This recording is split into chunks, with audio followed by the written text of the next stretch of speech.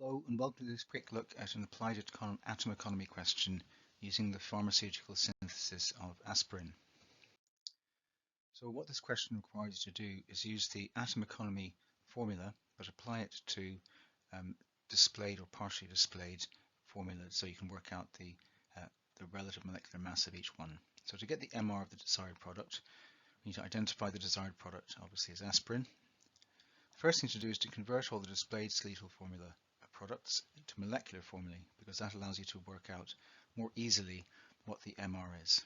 We're not interested in the reactants because the reactants don't turn up in the atom economy equation you can see at the top right hand corner of the screen.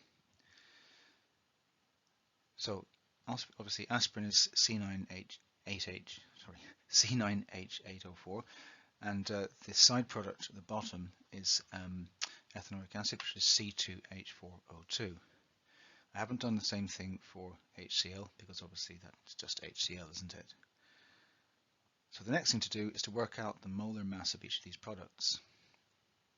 So for aspirin, it's 180 grams per mole, and for ethanoic acid, it's 60 grams per mole.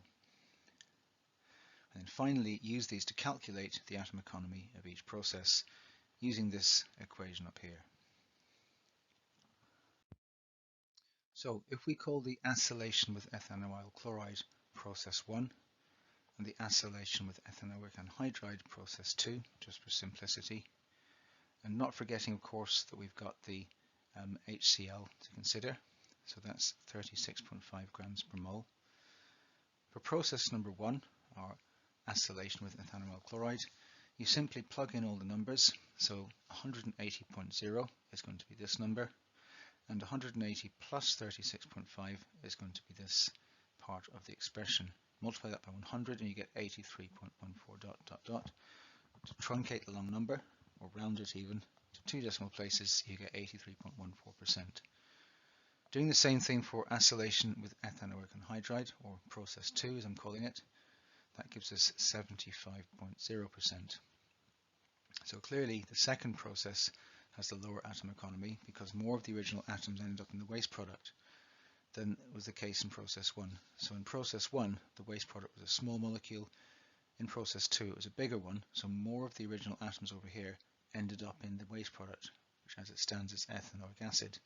Now clearly there are uses for HCl and ethanoic acid, so at the factory making this, you could improve the atom economy by finding a use for the waste products, or maybe even selling them.